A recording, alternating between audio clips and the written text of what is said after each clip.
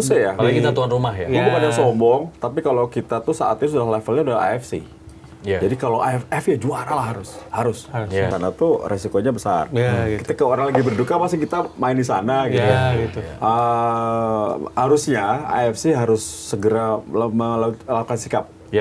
Memutuskan sikap, preskon, menyatakan harus dilakukan di tempat yang lebih aman dan safe. Dan Korea Selatan, ada Jepang, ada Uzbekistan, atau Malaysia, atau Oke, berarti Thailand. tempat netral ya? Iya, sekalian.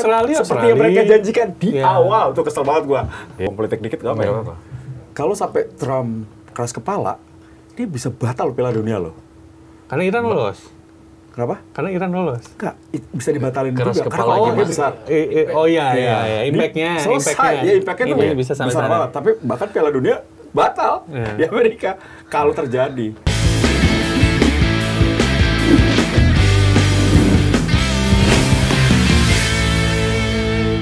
Ini juga kita akan bahas bagaimana persiapan Timnas U23 menjelang Piala AFF yang dilangsungkan pertengahan bulan Juli di Jakarta dan Bekasi. Untuk menampingi pelatih Gerard Vandenberg, ada tambahan amunisi kepelatihan yang baru. Ada Om Simon Tahamata juga ikutan bergabung untuk mendampingi para pemain muda, membimbing membimbing. Oh ya, ini dia. Idola aku. Susunan tim kepelatihan Timnas Indonesia U23. Zulkifli Syukur. Iya. Mantap. Aun punya komentar? Gue merasa mungkin Simon Tahamata dibutuhkan ya karena dia memang di Ajax Amsterdamnya kan terkenal buat bantuin proses youth development dan juga produksi bakat lah itu mungkin dibutuhkan Gerald buat itu gitu. Kalau Zulkifli gue rasa jembatan dengan pemain plus ya setelah Coach Nova sebenarnya udah jadi bukti memang pelatih muda itu harus dikasih kesempatan lah gitu ke pelatih muda karena dari banyak yang gue temui juga sebenarnya ada kok pelatih muda yang progresif tuh gitu pelatih muda yang emang belajar ini tuh banyak cuman memang panggungnya mungkin belum banyak, lebih banyak di kompetisi domestik. Karena Liga 1 pelatih asing, akhirnya dia di Liga 2, which is tentunya nggak dapat banyak exposure kayak di Liga 1. Dan gua rasa sih penunjukan Zulkifli juga ya presiden bagus lah, karena kita udah punya exhibit A-nya, yaitu Coach Nova gitu. Makanya bisa jadi mungkin itu yang mau coba dilakukan juga oleh timnas gitu. Mungkin exposure akan besar ketika nanti grupnya Fadli akan menayangkan Liga 2 katanya. Katanya dengan dengar begitu. Iya, tapi kan Mas Dio juga yang sok-sokan. Kalau kan udah ada, jadwal udah ada. Udah ada kabar-kabar.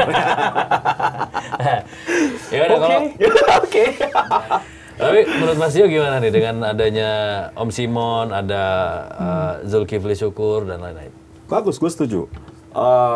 Coach Simon itu di Ajax tuh udah punya apa namanya? Pakem ya? Udah tahu lah kalau Om Simon itu udah pasti pemain mudanya jago dia nyarinya. Dan kita beruntung juga Ajax melepas dirinya ya untuk bisa bergabung dengan tim nasional, dan kita lihat ini pengalaman yang luar biasa. Kalau Jul, balik lagi, Jul tuh mantan pemain, terus dia juga kursus kepelatihannya juga sudah tinggi. Cukup Persela juga gue lihat kemarin bagus, waktu di PON juga membawa tim tuh nggak abal-abal loh. Dan sebelumnya sempat jadi kandidat asistennya Patrick Kluivert karena sempat interview juga ya. Betul, jadi pilihan yang tepat. Jadi sudah oke lah. Pelatih utamanya Gerard Vandenberg, pelatih kepala, ada asistennya oke. Jadi ini tepat PSSI kali ini. Ya. Oke. Target juara. Apakah ini target yang realistis? Ya iyalah, masa semifinalis. Juara dong. Oke. Nah, AFF kan? Iya, AFF. Juara lah. Harusnya juga. Sorry to say ya. Apalagi kita tuan rumah ya. Gue bukan yang sombong, tapi kalau kita tuh saat ini sudah levelnya udah AFC. Jadi kalau AFF ya juara lah harus. Apalagi ini persiapannya lumayan panjang ya. Nah, cuman masalahnya nggak ada uji coba. Nah itu PR. Itu PR. Itu PR. Apakah cukup dengan internal? Game internal? Nggak cukup. Apalagi turnamen internasional mau cuman di level AFF pun tetap harus ada uji coba buat biar tahu gitu. Kalau kenapa kemarin nggak masuk main di Piala Presiden ya? Indonesian Selection. Nah, Misalnya kayak di zaman-zaman dulu Kayak kan. dulu. ya. Ya, Iya. Indonesia muda gitu maksudnya. Ya, gitu. Ya, jadi ya, yang satu tetap Liga 1 All-Star. All-Star, yang satu mungkin. Satu U23 gitu ya. Ya.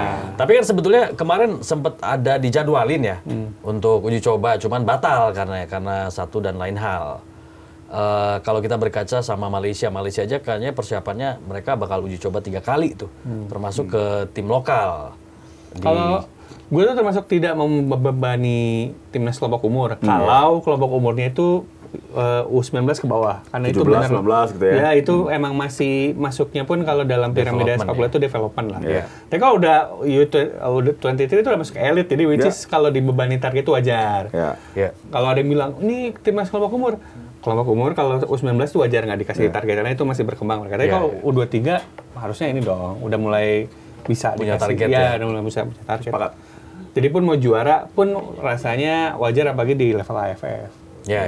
Oke, kita percayakan pada tim kepelatihan Gerald Vandenberg dan staf serta para pemain yang memiliki, yang sebagian kan sudah memiliki jam terbang, punya skill, punya kemampuan dan lain sebagainya.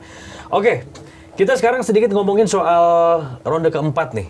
Kan ada perang ya, Iran Israel, dan orang udah pada was-was nih terkait dengan penyelenggaraan kualifikasi Piala Dunia zona Asia ronde keempat yang dimana salah satu tuan rumahnya adalah Qatar. Karena kemarin Qatarnya sendiri dibom tuh, walaupun bukan apa namanya fasilitas olahraga atau penduduk sipil, tapi dekat dengan fasilitas hostile. militer ya, punya Amerika. Ini terancam nggak sih Qatar menjadi tuan rumah ronde 4? Gue rasa mau siapapun kalau dipilihnya di area Timur Tengah melihat situasi sekarang sih nggak oke lah. Termasuk Arab ya? Termasuk Arab Saudi. Karena kan betul memang mainnya masih nanti Oktober. Tapi kan dengan lihat situasi sekarang kayaknya nggak etis, nggak elok dan juga sepertinya tidak melihat banyak faktor lain. Kayaknya mending jangan di sana sih. Gitu. Karena pertandingannya tetap harus dilangsungkan. Tapi seperti tadi Aun bilang juga kalau di sana tuh resikonya besar. Gitu. Ketika orang lagi berduka pasti kita main di sana gitu. Gitu. Harusnya AFC harus segera melakukan sikap. Memutuskan sikap, preskon, menyatakan harus dilakukan di tempat yang lebih aman safety, dan gitu. safe. Dan Korea Selatan, ada Jepang, ada Uzbekistan, atau Malaysia, atau berarti Thailand. tempat netral ya? Ya, sekali Australia, seperti yang mereka janjikan di awal. Tuh kesel banget gua. Mereka awal lagi itu perjanjiannya. Main di netral. Tetap aja di... Ya, maksudnya kan kita nggak betul, nggak ada yang tahu nanti Oktober dunia akan seperti apa gitu ya. Tapi kan juga rasanya nggak fair ketika lihat situasi sekarang dan masih maksain di Timur Tengah gitu. Terbuka peluang untuk Indonesia? Gue selalu optimis ya orangnya. Meskipun tidak seoptimis beberapa bulan lalu ketika sebelum kita lihat Indonesia kalah 1-5 lawan Australia dan 0-6 melawan Jepang. Karena buat gue patokan Piala Dunia adalah mereka.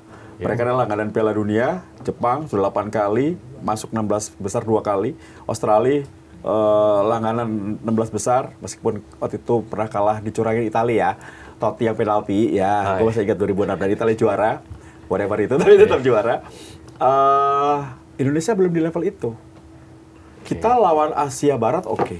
Arab Saudi kita kalahkan, tapi di GBK. Bukan di luar. Belum di luar. Dengan pelatih yang baru, dengan cara bermain pelatih yang baru nih ngeri banget sih, terbuka banget. Untuk banyak ruang-ruang kosong transisi kita tuh masih lemah banget. Apalagi kemarin penurunan kualitas fisik babak kedua terlihat banget. Itu yang membuat gue cemas. Tapi sebagai WNI yang asli, gue berharap lah Indonesia lolos. Setidaknya jangan ke ronde 5, ronde 4, ronde 5 berat. Lawannya Bolivia atau Venezuela. Benar. Dari zona lain ya. Kita habisin di sini aja. Habisin di sini aja, di ronde 4. Kalau bisa lolos, insya Allah bisa. Kayaknya apa ya, kalau mungkin pendapatnya lebih harusnya ke wilayah yang tidak ada peserta yang main di netral bener ya? Netral beneran gitu. Kalau emang mau netral, apalagi melihat situasi geopolitiknya di Timur Tengah kayak gini ya, cara paling yang make sense ya udah dipindah ke Asia Timur berarti kan, yang ya stabilitasnya jauh lebih ini lagi. Tapi ini berita nggak apa-apa ya ngomong politik dikit nggak apa-apa. Kalau sampai Trump keras kepala, dia bisa batal Piala Dunia loh. Karena Iran lolos. Kenapa? Karena Iran lolos. Enggak, bisa dibatalin Keras juga. kepala Karena gitu. dia besar. Oh iya. Impact-nya. Selesai, ya impact-nya tuh bisa sampai besar sana. banget. Tapi bahkan Piala Dunia batal Iya. di Amerika. Kalau terjadi, kalau udah ada 3 negara turun, Korea Utara, Iran, Korea Utara, Cina dan Iran. Rusia turun, Iya. selesai dunia Oh, ini. artinya kalau perangnya makin parah gitu ya. Kalau perangnya makin parah, mungkin tidak ada Piala Dunia juga. Nah, berarti kan ini sebenarnya tantangan juga buat FIFA untuk ngambil keputusan kan. Karena kalau perangnya meluas dan semakin panas, kayak misalnya Iran, ini kan juga para pemainnya berpotensi nggak bisa masuk Amerika kan. Kemarin sih ada utak-atik skenario. Iran mainnya Cuma di pertandingan di Meksiko. Ya. Tapi kalau misalnya Iran melaju ke lebih jauh, otomatis kan babak-babak selanjutnya ada di Amerika. Ya. Tetap main di Amerika juga pada akhirnya. Tapi nggak fair. Gue pengen kalau FIFA memutuskan harus fair. Rusia mereka ban loh. Iya. Ya, Harusnya semua juga di ban Iya. yang berperang. benar-benar. Nah, itu baru fair. Ini kan Rusia doang nih sampai tahun ini belum Iya. beres-beres. Lu cocok ya jadi presiden FIFA ya? Nggak mau gua. Bedak, Pak. Bedak. Masih ada Bang ya? Iya. Oke, kayaknya kita perlu make up lagi deh. Kita make up lagi ya. Make up lagi.